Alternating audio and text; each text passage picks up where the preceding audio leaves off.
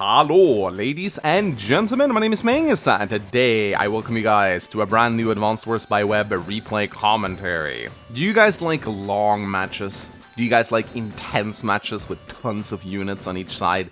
And do you guys like lots and lots of Neotanks? Well, this is the match for you, because this is a pretty insane match, and it has an absolutely crazy finish. I'm not going to spoil it here. If you want to watch it, you got to watch the entire video through. This match is going to be very long. It's going to feature a ton of units on each side, tons of clutch movements, and of course, lots and lots of amazing Neotanks. They're definitely going to be worth it in this match. Now, this is a match that I played a little while back, and my opponent, if some of you may notice his name, is King Arthur. He is the Drake player that I played a little while back, you know, the guy that absolutely mopped the floor with me. I played multiple matches against him. I really love playing against him, and, you know, we always have fantastic matches together, and this is one such match. Now, I'm playing as Adder, no introduction needed. We were going to play a low-tier match together, and, you know, whenever we play a low-tier match, I always pick Adder because, you know, he's one of my favorite CEOs to play. I know I've been playing him a lot lately, but, you know, I love playing as Adder. However, my opponent is playing Jess. Now, you may be surprised to see this. I think a lot of people wrongly think that King Arthur's main is Drake, but that's not actually the case. He just likes to play Drake to show people how strong global map damage is. But one of his favorite CEOs to play is actually Jess. Not because he thinks she's any good. In fact, he says she's probably one of the worst CEOs because she follows her Advanced Wars 2 rule set. You know, she has that minus 10% firepower on her infantry, which is just so incredibly weak. You know, makes her capture game incredibly bad. And she has, like, also a minus 10% firepower on her air and naval units. It's a very steep penalty. And all she gets back for it is a plus 10% firepower to her vehicles, which, don't get me wrong, it's not a bad bonus. You use a lot of tanks and recons and artillery. Like, it's a 10% bonus to units that you very frequently use, but the price she pays for it is a little bit too high. However, she does make up for it by having some incredibly strong powers. Her turbocharge is really strong, her overdrive is even stronger, it combines firepower and movement, and she also has that added bonus of not needing to resupply her units, which is very nice. So you definitely gotta watch out when you play against Jess. Her powers packs quite a punch. Like, she combines movement and high firepower, which is two things that can make for some very devastating pushes. Now, we're playing on an incredibly fun map. I played many matches on this one. It's called Tears of Stone, and the more matches I play on it, the more I love it. I think this might just be one of my favorite maps of all time on Advanced Wars by Web. It has such a nice dynamic. Like, there's three fronts. I mean, both players starts out with two bases, one in the south, one in the north. And there's a second base on either side that either player can capture. So the first player will have two bases in the north and one base in the south, and the second player will have two bases in the south and one base in the north. And one thing you gotta be wary of is that on the side where you have two enemy bases, you also have your own HQ. So you have to be very careful, because there will be a rush for your HQ at some point, considering there's going to be a unit imbalance. However, both players starts out with a lander, and this lander is going to be very interesting because he can transport units across the water that separates the middle here. And there's also going to be sort of like a little battlefield in the middle here with 2 comm towers and 4 properties. But there's no bases here, just an airport. So you got to be very careful. You got to constantly be sending units in here. If you completely neglect the center, you risk losing a comm tower. But since there's no bases here, you have to sort of like transfer units from the south or from the north into the middle. So it becomes a very dynamic game with a lot of decision making. Like, what are you going to do? Are you going to push forward? Are you going to push? Are you going to defend? Are you going to try and go for the middle? Like, there's just a lot of things that can go wrong in this game, basically, depending on your decision making. Lots of back and forths, you know. The HQ section is very easy to defend. There's lots of forest here for indirects, and you will see some crazy valuable indirects on this map. And there is, of course, a black boat on the HQ to prevent the opposing player from just rushing it. If you want to take the HQ, you'll need some sort of indirects to kill the black boat first. But yeah, it's a really cool map, very dynamic map, lots of things happening. So without further ado, let's just jump into it. So, King Arthur is the first player here, so he does not get to start with an extra infantry. I deliberately set myself as player 2 for this game. I don't really know why, I like having the extra infantry, I guess. I kind of like going last. So, here, one big difference between the both of us is that I move my lander immediately. King Arthur lets it stay in place. So, apparently, he has no intentions of actually moving his infantry onto his lander on turn 1, whereas I am going to try and go for the center. So, Let's see. Yep, no, he leaves his lander completely still. He goes for the base, which is nice. He does cap the harbor immediately, which is an interesting decision.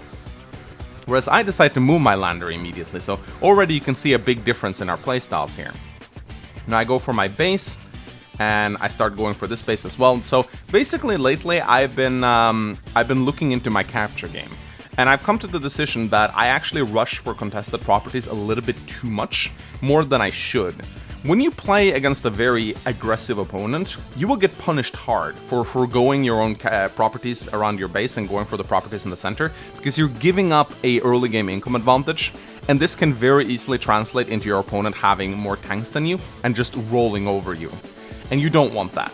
So lately I've been a lot more focused on taking properties early on and trying to find a balance between going for the contested properties in the center, but not giving up too much early game economy.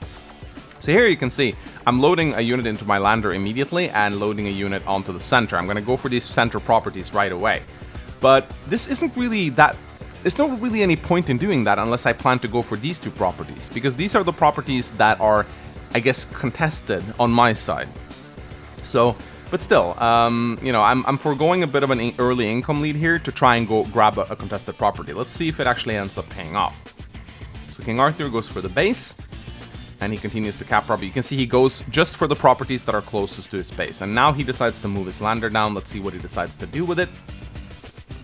I continue capping properties.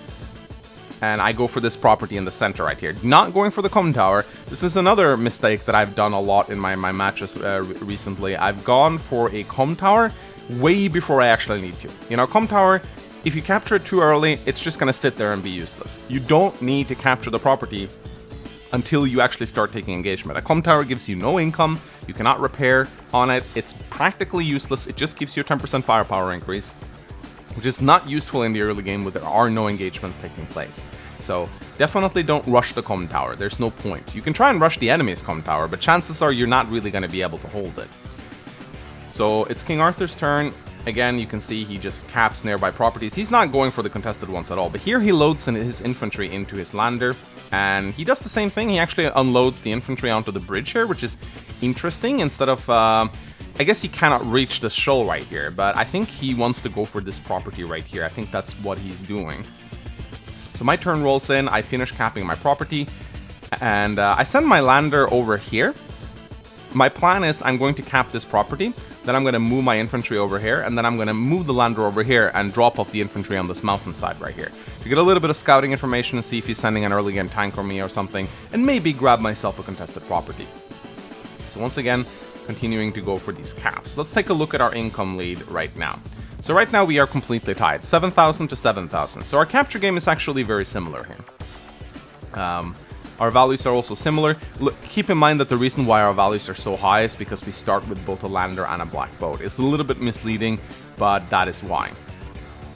So Arthur continues to, and he actually goes for the comm tower right away, which is surprising. Looking at this, he actually took his comm tower very early. This is actually a criticism he had of my playstyle, that I went for my comm tower too fast, and yet he goes for his comm tower really early on here. Interesting move. I guess he just really wanted it. Probably, maybe he wanted it to make up for his minus 10% firepower on the infantry. Could be, I'm not entirely sure.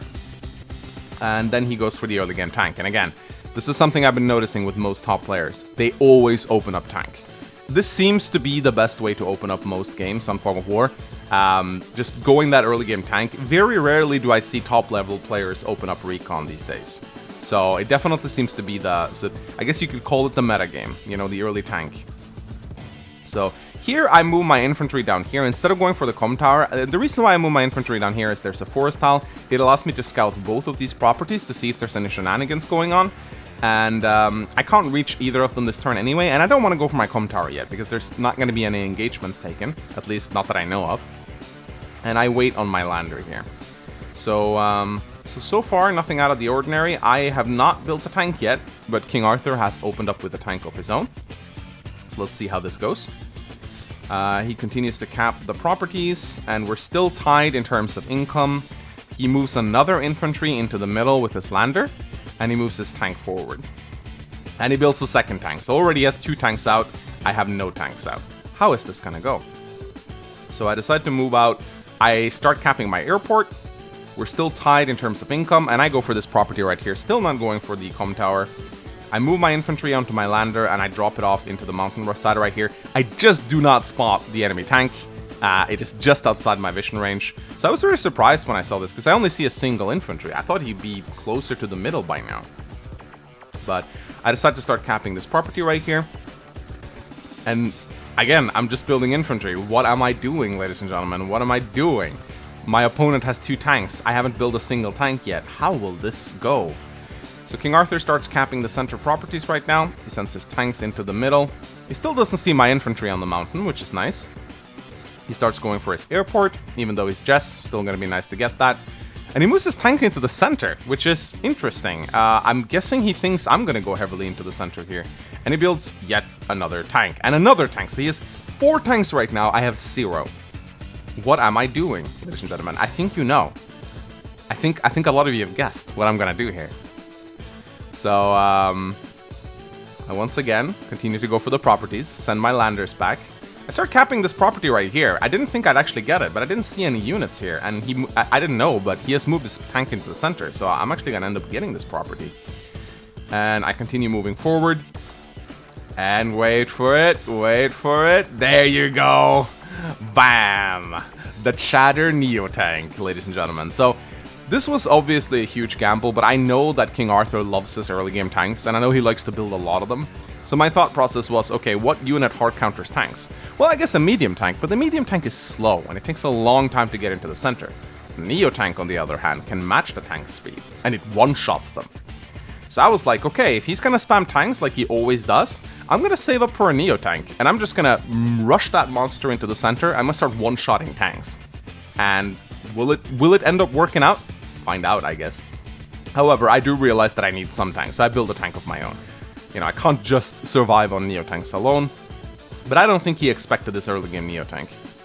So he continues moving into the center. He still hasn't seen my capture in the center here. He's playing very defensively, actually.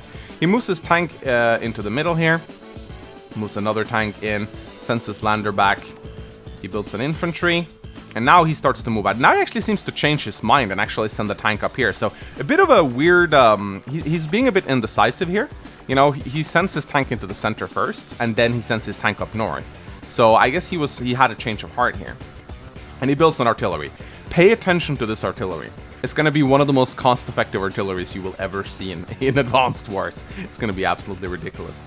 So my turn rolls in here. I continue going for some of the properties. I send my lander back, getting ready to transport more infantry into the center. I finish capping this property, which I did not expect to get this.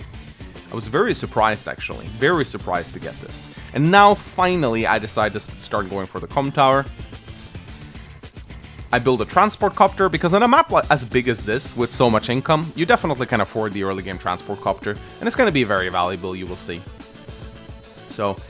yeah, I continue to cap properties in the center, sending my infantry forward. I'm sending the Neotanks straight into the middle. He can spot this if he goes onto the mountain. And I remember thinking, okay, that might be something that he actually does. So, and I decided to build 2 artillery. On this map, artillery is actually pretty decent. There's a lot of forests, lots of mountains for them to hide behind. And getting 2 out really early allows them to guard each other. And again, I know King Arthur really loves his tanks, so my idea is, you know, I set up 2 artillery early game in the bottom of the map. Maybe I'll be able to just simply zone out his tanks. So day 9 rolls in, and again, there's just lots of properties to capture for both of us. He loads up 2 infantry into his lander right here, which is very interesting. And here comes the expected tank play. You know, he takes up my infantry and he starts capping the property. Was it really worth for me to capture this property? Gave me like 2,000 income. Probably not, honestly. But I am going to get this comm tower. He's not going to do anything to interrupt that. Using his lander in very good fashion to transport infantry closer to the center. He builds yet another tank. I mean, this guy really loves his tanks. And here, he moves his artillery forward as well. Builds an anti-air. I mean, he's probably expecting some kind of early game battlecopter, so I don't really blame him. It's a pretty good move to just get an anti-air early out on this map. Like, battlecopters can wreak havoc here. You definitely want to be prepared for it. So here I actually decided to interrupt his cap. I'm like, okay, I'm gonna actually make this a little hard for you. I'm gonna interrupt this cap. Like, I'm throwing away an infantry worth 1,000 to delay his capture for 1 turn, which is gonna deny him 1,000. So, yeah, I think that's probably worth it, you know. Will require me to build another infantry, but I don't think it's a bad move, honestly. Send another infantry into the center. At this point, I don't know there's a tank here. And I move my transport copter out. And again, just using that transport copter to get a little bit more of a presence in the center. He still has not seen my Neotanks, so I move in my tank here, wanting to bait his tank. I move my infantry onto the mountain to deny him scouting. I really don't want him to see that I have a Neotank, so I move my Neotank into the forest here. I'm basically placing this tank here, just like going, okay, come on, just go for my tank, I know you want to. And I move my artillery out as well, ready to position them in a crucial part of the map where they will be very useful. And here I build a battlecopter because why not? Battlecopters are going to be very good on this map. They can go down here, they can do a bit of harassment, you can move them north, do a bit of harassment, you can dart back and forth between these bodies of water here. There is a lot of shoals for the anti-air to pursue them on, but if you move correctly, you should be able to keep your battlecopter alive for a pretty long time. Granted, you scout the positioning of the enemy's anti-air. Now, of course, when going up against Jess, this is always a bit tricky because she can get extra movement on those anti-air, and that is always annoying to deal with. So here comes the tank, and she moves in the artillery as well. Again, just pay attention to that artillery over the course of the match and see how effective it's going to be. So here comes the expected aggression. He moves in his tanks, he gets the first strike, he moves in his second tank. Again, this is just classic King Arthur. He loves his tank aggression. And moves in the third tank. He's just revealing himself to me, showing that he has 3 tanks in this bottom here. And at this point, I was very happy, because I was like, okay, this is great. This is exactly what I thought he would do. Let's see if they can make something happen with that Neotank, shall we? And he builds another tank, and a battlecopter, and a tank. And again, with Jess, never shy away from building battlecopters. You know, even though they have minus 10% firepower, they can still be very effective. Never make the mistake of going up against Jess thinking you were going to be completely safe from the air. You know, this is something I used to do a lot against Panzergraf. I would not build anti-air because I'm like, Jess, it's not like Jess going to build battlecopter. Oh, trust me, many Jess players will still build battlecopters. They're still good even if they're 10% weaker. So, sending his lander back. Day 10 rolls in. You know, there's still lots of properties that we need to both capture. I see that he's pushing pretty hard here, so I'm preparing. I need to defend myself, basically. I'm sending the battlecopter into the center, where there currently are no anti-airs deployed. Here, I decide to interrupt his cap down in the south. I have a very large infantry presence here, so I definitely don't want to let him take these properties. And here comes the Neotank, and I'm moving straight into the center here. I am just banking on the fact that he has no artillery or medium tanks or anything like that. I'm taking a big gamble. The reason why I want to attack the tank on the road is because when tanks are on roads, they get one shot, and I want to do as much damage as I can with this Neotank. So already this Neotank has done 7,000 funds in terms of damage.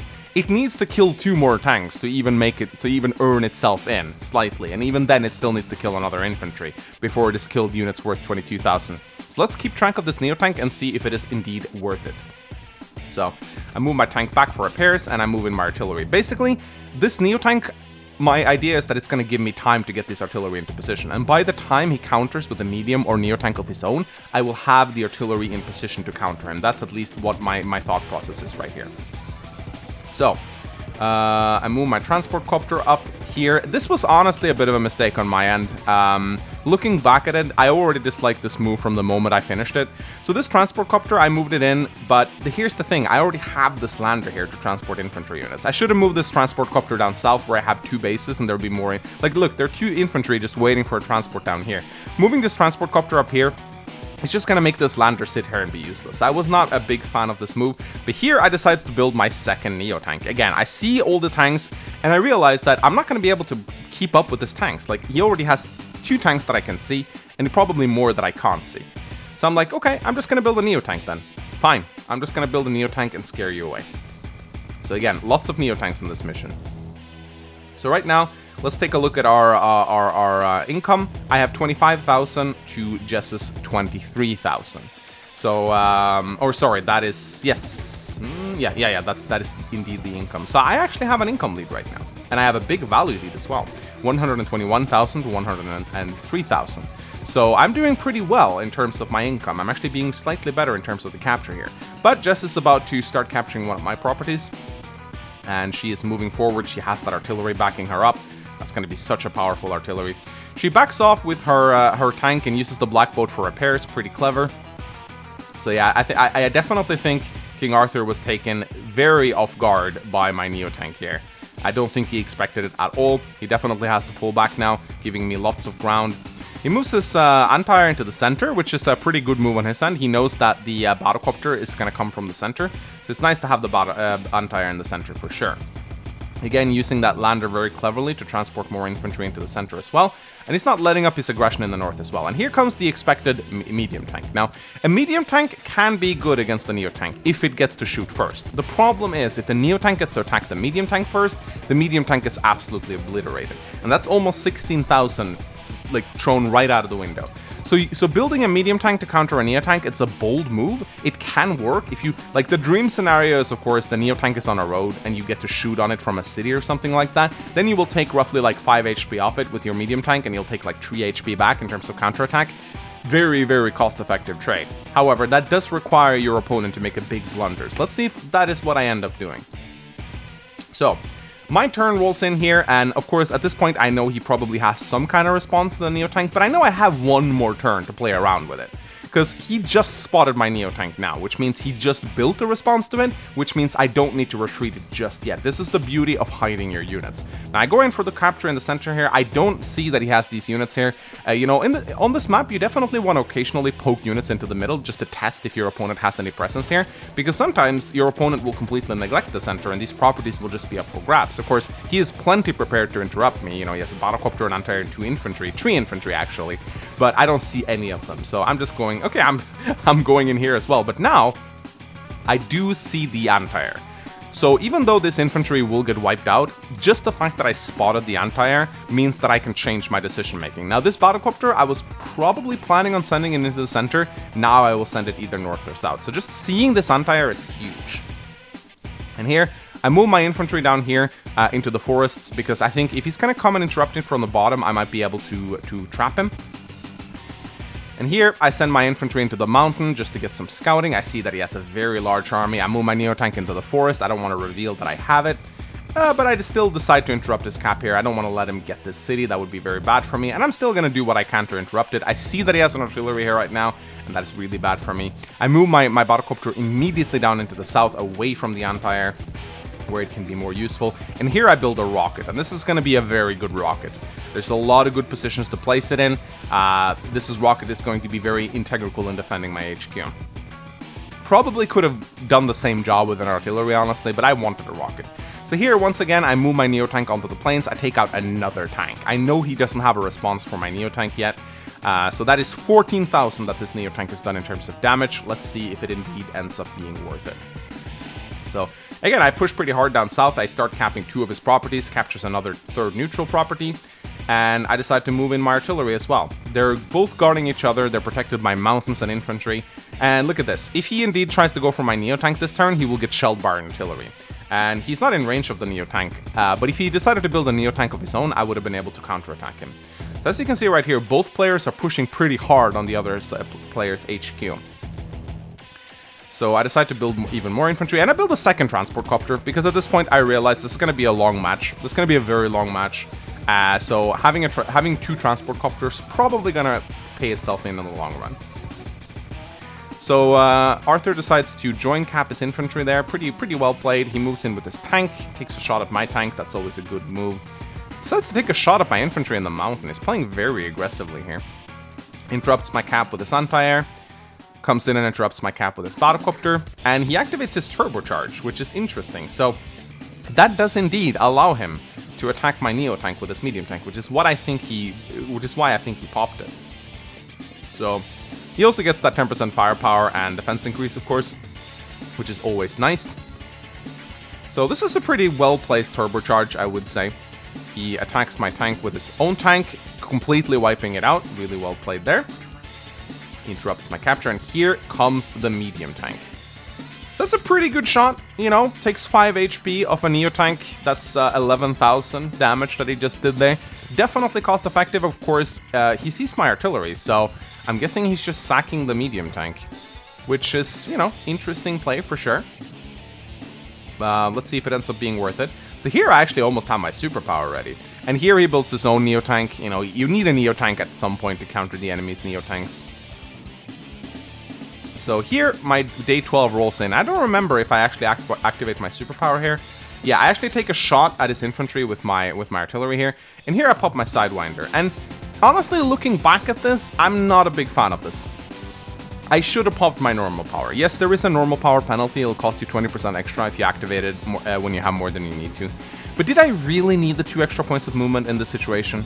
I didn't really. Looking at this right now, I didn't really need it. So I should have popped my normal power and had it ready sooner. So, because here's the thing. This rocket still not able to reach this forest tile even with the 2 extra movement. I think that's what was my reasoning. If I pop my superpower here, I might be able to get this rocket into this forest, which is the dream position for it. But it's not enough even with that plus 2 extra movement. However, I get a very good shot on his tank with my Neotank. I take a shot at his tank. You know, I move in my battlecopter. And this is kind of nice. The battlecopter does get to take down the medium tank thanks to the plus 2 movement, so I do like that. And my infantry also do get to move very far forward, so it's not a bad superpower by any means. But I do think I could have gotten away with just using my normal power this turn. So yeah, continue to cap, continue to move my infantry, taking good shots at his infantry right here. You know, here comes the Neotank, wipes out his normal tank. And I just decided to start capturing this property because why the hell not? So I'm doing a good job defending right now. However, he will get this property right here. So this rocket is now in the city. It's a little bit exposed right here. Like, he has potential to take it out, but the city will give it some protection. But it is covering a very large area of his aggression. So let's see if it actually ends up being good. So here, the transport copter, I'm mainly using it. I was considering using it to block, but there's no way he's going to be able to reach my rocket this turn. Yeah, because of the black boat is blocking him, so. Here we go. I decide to build another battlecopter. I come in with a recon. I decide to get very cheeky here. I start capturing his properties in the back here. This actually ended up being pretty good because it's blocking his Neotank from reaching me. I didn't know this at the time. And here, I decided to send my lander just to scout this forest. I'm not using this lander for anything, so I just moved it next to the forest to see what was inside it. And it was an infantry, pretty expected. So here, he moves his medium tank, or sorry, his tank off to interrupt my capture. I see that he has a Neotank right now. I'm not exactly surprised. I knew this capture was going to get interrupted. I did it more for scouting than anything else, honestly. So yeah, he's getting pushed pretty hard in the south right now. He moves in with his tank up north. And this was very surprising to me. I have to imagine this was a misclick on his end. So he goes for the infantry on the mountain rather than interrupting my cap. I guess maybe he thought there was no way he was going to interrupt this anyway. Or maybe he just wanted to deny me vision because he suspected I probably had a rocket here. Either way, very strange of him to just give me this property. I did not expect this, but looking at it though, I think it actually was deliberate because he moves in his artillery here. So I think actually he intentionally destroyed this infantry on the mountain to keep his artillery hidden. I actually think that was what he decided to do. So if that was actually his decision making, then pretty big brain on his end. Really well played. So he sends his battlecopter down south. I also see his Empire, so I know it's still on the center island. So yeah, I'm still 2,000 ahead of him. Value-wise, though, that was a good turn, but I'm still actually pretty heavily ahead in terms of pure value, so I'm doing pretty well right now. I move my new mech into the transport copter to load it off on the mountain. This is such a good position for mechs. I probably should have transported more mechs up here. I take a shot with my rocket on his tank. I do believe there was a small chance I could have killed him there, but now, of course, he knows there's an indirect here. I move my Neotank and takes a shot at his tank, and yeah, right into the range of his artillery, which of course I didn't see because I didn't have vision. So again, yeah, he did this deliberately and it was actually a pretty good move on his end. However, I am doing a pretty heavy counter push. Now, I will get shelled next turn by his artillery, but, you know, I'm killing a lot of tanks. So, once again, I have a very low presence in the center. He does too. But I continue to capture properties. I see his Neotank down south. And here, I was very happy with this move right here. I was able to take a shot at his battlecopter with my own battlecopter, reducing it down to 2 HP. So that is pretty devastating for him. I now have an uncontested battlecopter in the south. He definitely needs to get Antire up here. I'm gonna rewind that action. So I move in with my Neotank right here, and I take out his normal tank. This is a very good position for the Neotank because he cannot scout it without moving down here because it's in a forest. So he can't take a shot at it unless he kills this infantry and then scouts it. I do believe he has the chance to do this. Yeah, he does. If he moves his tank down, takes out the infantry, he can scout my... No, actually, no. This infantry is not in range. Never mind. So... yeah, no, he actually cannot scout this Neotank at all. And I still have these two artilleries right here, which is just wrecking havoc here.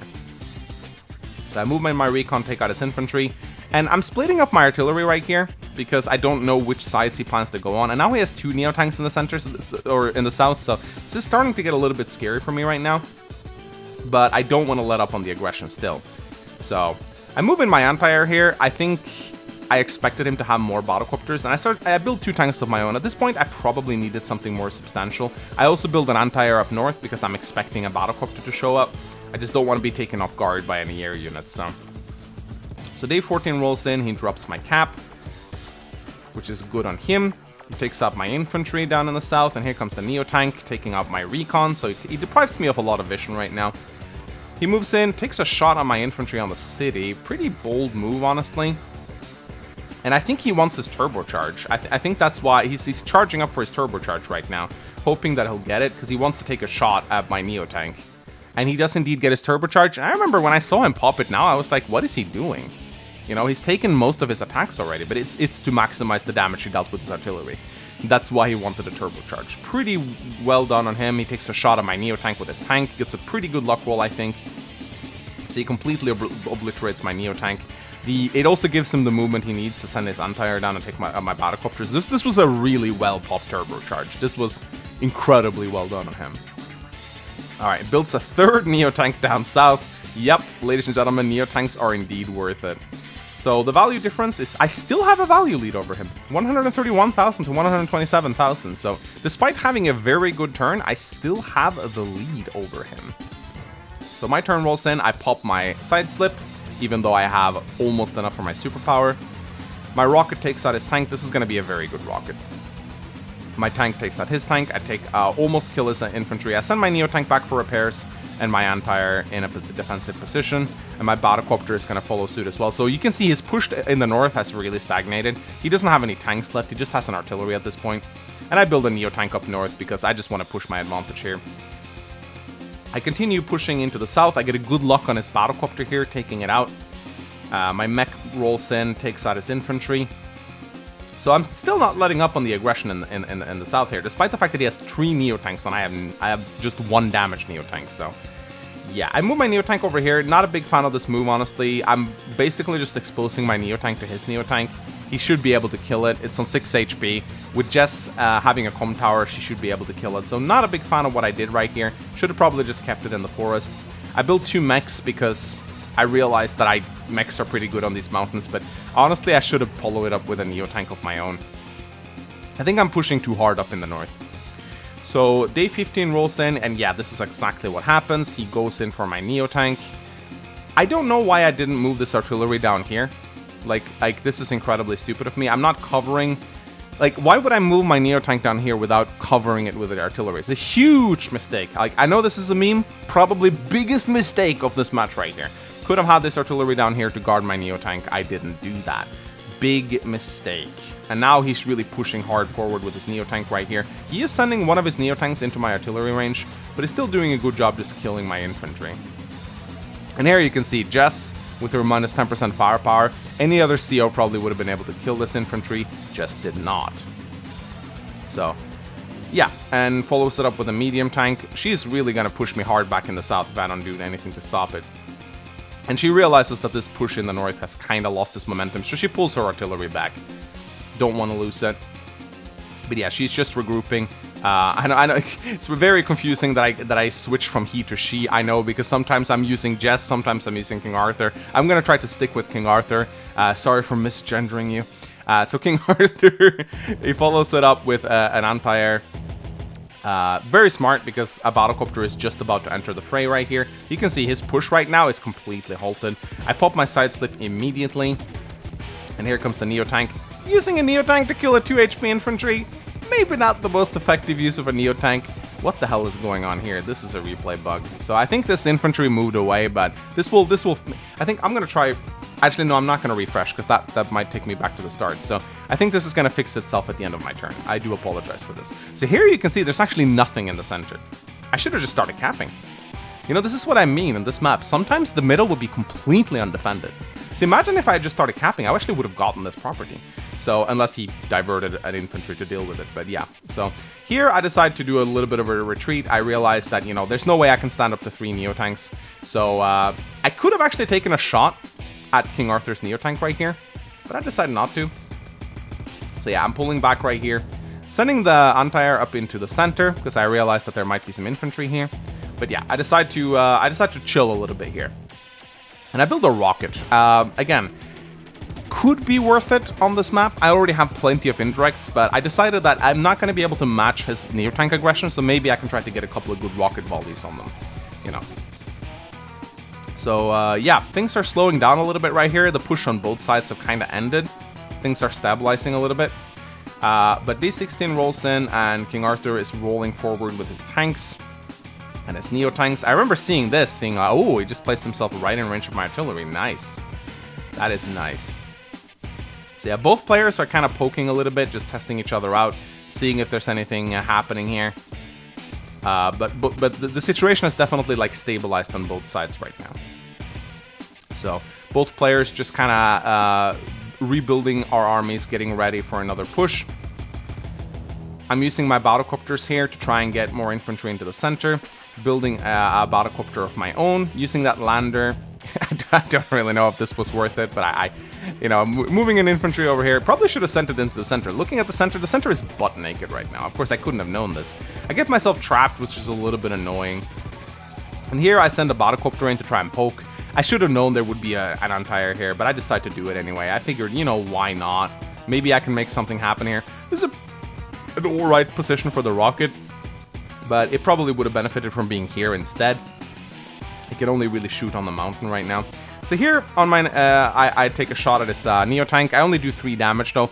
Probably got a little bit of a bad luck roll there. I probably could have done 4 if I'd rolled a little bit higher. I do have a comm tower. And I take a shot at his Neotank with my mech. Takes 2 HP off it. I was pretty happy about that. You know, never hesitate to attack a Neotank with your mech. They can usually end up doing pretty solid damage here. And here I decided to get pretty aggressive again. So I move in my Neotank here, knowing I have the artillery to guard it. But he does have 2 healthy Neotanks right here. So this is kind of scary. And here I decide to go for a capture. And this is actually going to be pretty nice, because this is going to end up diverting one of his Neotanks into the center. Because look, he has nothing to interrupt this. He has nothing to interrupt this, save for a Neotank. So yeah, the middle is completely butt naked here. Imagine if I had 2 more infantry here. I could have just rushed in, cap. You know, would have been really good. He does have a battlecopter. Now the battlecopter actually wouldn't have been in range. So imagine if I had 2 extra infantry right here. Could just go cap, and I would have been able to take at least 1 property away from him. So here his turn rolls in. He takes up my battlecopter. I do believe he pops his turbocharge. No, actually he does not. But yeah, look at that. He has to divert a Neotank to interrupt a cap. You know, that's insane. But he still doesn't pop his turbocharge because he knows he's not going to attack this turn. He's actually pulling back. He's regrouping around his HQ, which is pretty smart. I just realized I've actually taken... I just realized that I took a shot on his black boat. I don't remember when that happened. And here he builds a rocket. He realizes that a push is coming, so a rocket is probably going to be pretty smart. He's doing the same thing as me, pretty much. So day 17 rolls in, my battlecopter comes into the center, and here I decide to go for my hidden trump card. I love the mid-game bomber, man. The bomber is such a good unit to take out a Neotank. Like, if there's Neotanks on the field, definitely build bombers. I would say the bomber is the perfect counter to the Neotank because it can almost destroy it in a single hit. And it's fast, it's easy to conceal. And if your opponent doesn't have appropriate anti-air support, a bomber can really wreak havoc. So, I move in. You know, I continue my push, but I'm being very restrained. You know, I'm waiting for my rocket to arrive. My rocket is going to be a very important part of my push. Not often you get to see rockets as part of a push, but this is going to be one such case because I am going to be pushing towards this HQ right here. And here I decide to do something. I don't really like this move. So I send my infantry in. I take a shot at this anti-air. I don't really know why I thought this would be a good idea. I saw the artillery. I think I was planning to try and get it, but nah, this... Not a big fan of this move right here, this push right here. You know, I'm trying to push through his lines, but his position is going to be too fortified for me to do anything here. But yeah, so I move in pretty heavily here. You know, I definitely scared him a little bit, but again, the terrain is just not in my favor. He's going to be able to push this back. So, day 18 rolls in. Will he pop his turbocharge? Doesn't look like it. The Neotank decides to come in here and take out my anti-air right now, which is pretty good. No, he's definitely saving up. Here comes the Battlecopter. See, as you can see, he's just perfectly... Oh my god, my push got pushed down so... Oh my god, just looking at this, this hurts. This hurts. I mean, look at that counterattack. That was devastating for me. You know, I thought I was going to be able to break through. That was painful to watch. Here comes this medium tank in as well. And yeah, he's just fortifying his position around his HQ. And let's take a look at our... so right now, he does have more value than me. I haven't built units yet, but I still have a pretty heavy income lead over him. 28,000 to 24,000. So I'm still doing, you know, despite that devastating counterattack, which I think this was definitely a point where the match started to turn. This push right here and his counter push. But I pop my side slip. Let's see if I can make something happen here. I attack his artillery with my infantry. I don't really think there was any point in that. I'm moving my Neotank back. I'm pulling back here. I realize there's a counter push coming, and I actually combine my units together, which not really sure. This is not something I very often do, but I figured I needed a healthy Neotank to stop his push, and I needed it right now. However, I am moving my bomber up north here, hoping that maybe I can get a good shot at his Neotank. And I build a second bomber. So the bombers are a bit funny. If you can get many bombers, you can get to a position where you can just like take out your opponent's anti-air. If your opponent only has anti-air, let's say your opponent has 2 anti-air, you build 2 bombers. You move in, you take out both anti-airs with your bombers. The enemy is now butt naked. They have to build an anti-air, but the anti-air won't be there until 1 to 2 turns, at which point your bombers can just completely demolish everything. So having 2 bombers can be very strong if your opponent only has anti-air. The correct response to that is, of course, a fighter, but very rarely will you see just players build fighters, because they're very expensive. So here, I move in with my infantry. I want to try to continue pushing on towards his HQ. I have rockets and 2 artillery right now, so his aggression is not going to work. If he tries to push forward, he will be heavily punished. But he still has that turbocharge, though. So, day 19 rolls in. And here... King Arthur decides to move into the center. He too has a rocket, you know, so it's going to be hard for either player to do anything. He moves in with his Neotank outside of range of my artillery. He knows exactly where that artillery is. So, moves in his medium tank on my city, which is an interesting decision to make. And also moves in his 9 HP infantry into the center. So he's focusing a lot of his attention on the south part of the flank here. Of course, I don't think he sees my rocket yet. I don't know if he knows that I have one.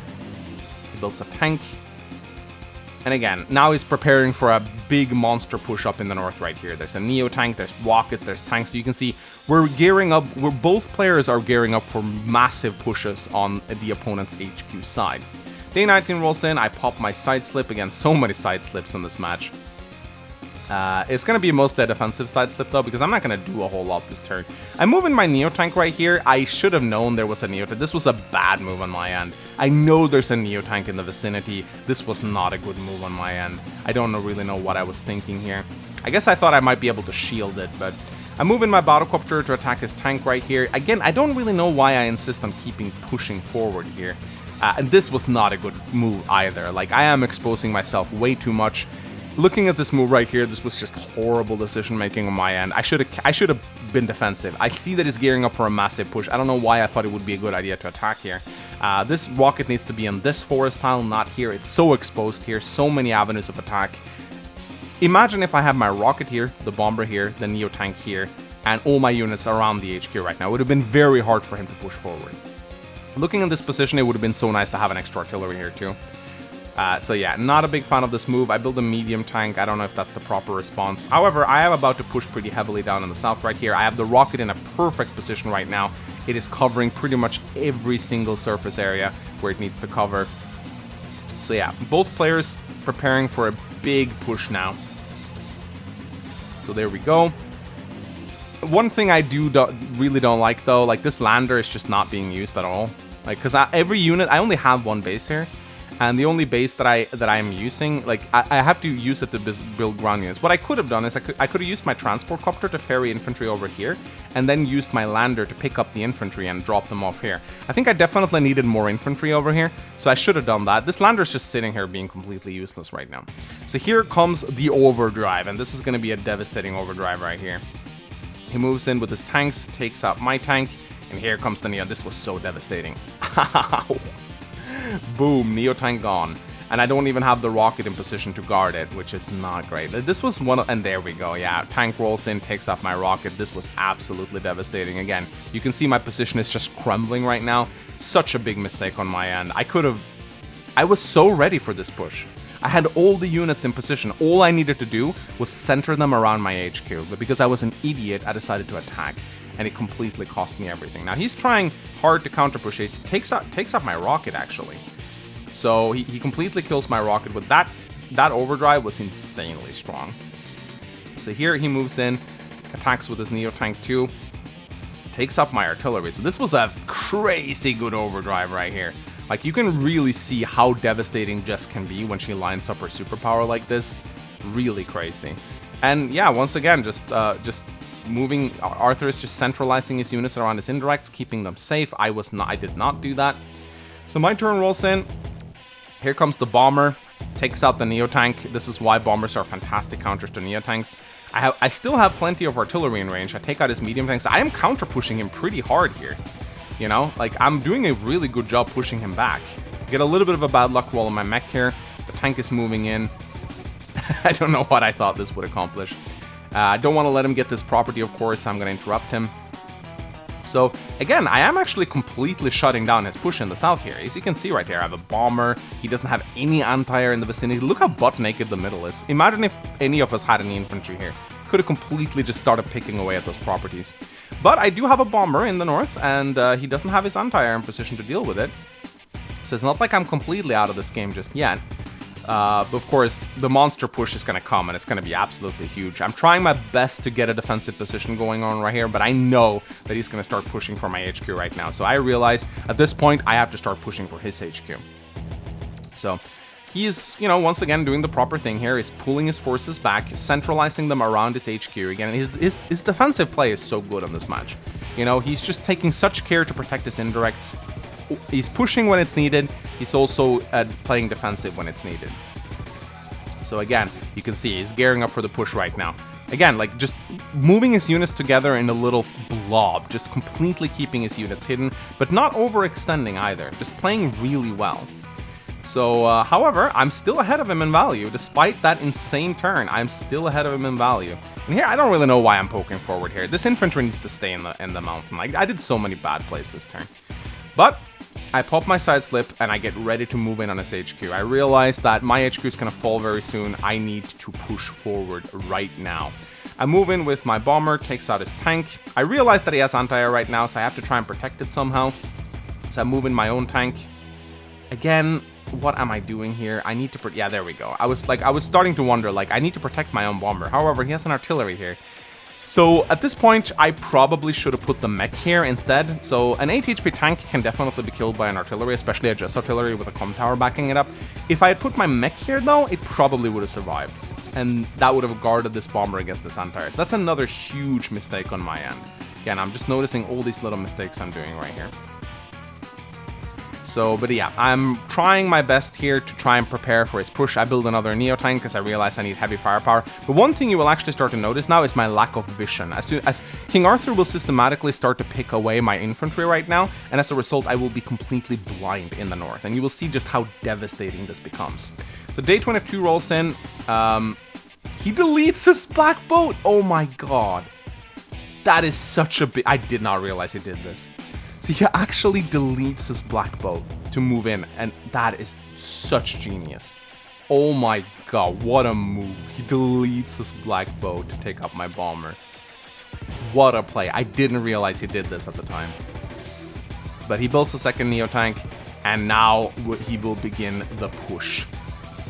He moves in, he's going for my HQ. The rush is on, guys. This is a base race right now, as you can tell. He realizes he will not be able to hold me back, and so he decides to go for it. Day 22 rolls in. I decide to smash him, you know. And again, I'm moving on to the mountains here, but this is my last infantry. I lose this infantry, I will be completely blind, and I think he realizes this. I send my bomber south instead of north, because I see his anti-air. But honestly, it probably would have been better to send it north, because it's not going to reach here in time. But yeah, I decided to start capturing properties. Not really any point. Like, it's the HQ that we're both going for right now. So here, I don't really have many units in place to deal with this Neotank though, and this is costing me valuable time. I should have moved my artillery in range of his HQ. I don't really know why I didn't do that. Kind of annoying to see this, honestly. I think at this point I wasn't really ready to go for the HQ yet. I think I was still going for the property game. But yeah, I should have moved my artillery in. This was incredibly frustrating to watch. Should have moved my artillery in range of his Neotank so I could have started taking his HQ. Here I'm using my lander just to scout him out. I'm waiting with my bomber because I don't want to move in it just yet. I want to try and get a shot in his anti-air. Of course, he has a second anti-air coming because he's smart. Here he decides to start taking my property. So again, should have focused more on the center. This artillery, man, this is the same artillery that he built at the start of the match. This artillery has probably earned itself in like 10 times. It's crazy to think the amount of value it has. And once again, I'm just not positioning my Neotanks properly. I was spread myself out way too much in this match. I should just clump myself together. My black boat is exposed and my HQ is exposed as well. Very bad for me. And he gets to take out my rocket. I was so mad. I remember seeing this just going, oh my god, this is terrible. This is absolutely terrible. And he actually doesn't go for the HQ cap yet. He's showing a lot of restraint right here. Showing a lot of restraint. I was very surprised he didn't start capping here. So my turn rolls in. I realize at this point my HQ will fall. I need to hurry, so I activate my side slip. I take out his anti-air, thinking it might be the only one here. I start taking shots at his Neotank. I get his artillery, which I'm very happy about. And I have to use my bomber to interrupt this cap. I could have probably used my infantry. I don't really know why I did that, to be honest. That was kind of weird. What am I doing here? Using an...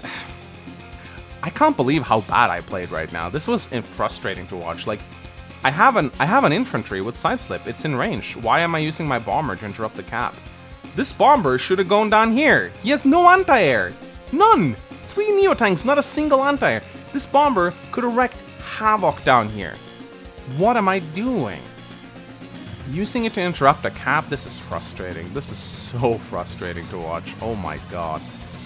But at least I'm taking out his tank, moving my own tank in there. Look how blind I am right now. I have no vision. So I actually have to build a recon. I have to build a recon because I have absolutely no vision. But yes, I start bombarding his Neotank. It's still very frustrating though. Like, I could have killed this Neotank already if I had the bomber in range. Yeah, this is very frustrating to watch. I had so many opportunities. Here comes the overdrive, and the push is on, ladies and gentlemen. He moves in with his Neotanks. They're doing a very good job here. He gets a shot on my Neotank with his Neotank. You know, that artillery, man, how many kills does it have right now? Like, it's crazy to see. My bomber goes bye-bye. My recon goes bye-bye too, or close to bye-bye. And here, he starts to cap my HQ. And what can I do to prevent that at this point? Not a whole lot. I could have if I moved my units properly. But yeah. On my turn, day 24 rolls in. I move in my recon. You know, I'm actually able to kill his Neotank this turn. And look at that. I actually kill his Neotank. And I begin capping. And the worst part is... what the hell did I do here? What? What? I attacked his knee. What the? I don't remember doing this at all. What? Why would I not put it here? Was I drunk? Like, seriously. Why would I don't know why I did that. That's such a weird move on my end. So here comes the bomber taking out his anti-air, which is pretty nice, but I'm still not able to get to his HQ. I build a pipe runner. I know the match is lost. Oh, that was incredibly frustrating to watch, man. So many mistakes. And here, I probably would have been able to take the HQ. Actually, no. He would have been able to attack here and interrupt, so I wouldn't have been able to take the HQ. But yeah, day 25 rolls in, and he wins via capture. So many mistakes on my end right here. Like, watching this match, I mean, like... I had such an advantage over the whole game. Like, I had actually a value and an income advantage over the entire game, but he just took better engagements than me. And I think one of my biggest issues with this was just, I didn't know when to properly push and when to properly defend or when to group up. I pushed when I shouldn't have, I didn't group up when I should have. You notice what King Arthur does on a very frequent basis is he will move his units together into like a blob, you know? And then he will push, and then he will retreat, move his unit together in the blob, push, retreat. And one of my biggest mistakes was that I did pushing when I shouldn't, and I didn't blob up my units. I kept, you know, putting units into weird positions. My rocket, for example, down up north, I kept putting it in weird locations. I should have just kept it in a forest, you know? And as a result, it ended up getting taken out. And looking at this, like, it was pretty close. He would have been able to interrupt my HQ caps. It wasn't as close as I thought it was. But yeah, just tons of little mistakes on my end right here. And it just makes me realize just how much I have to learn. How much I have to learn, you know? And hopefully, you know, by analyzing these games and playing them and seeing all the little mistakes, I do believe this is how I can become a better player, just analyzing every single mistake I do and learning from it. And just makes me appreciate the insane skill cap. Or sorry, skill gap. Skill gap and skill cap, I guess. Both terms would be appropriate here. The enormous skill cap, or skill ceiling is probably the expression I'm looking for, Advanced Wars has. And just how much room there is to improve in your decision making right here. What a magnificent game this is. Anyway, ladies and gentlemen, I hope you enjoyed the match. It was a very long one. Definitely, I think we can conclude Neotanks are worth it. Hope you guys enjoyed it. Bye-bye. Like, comment, subscribe.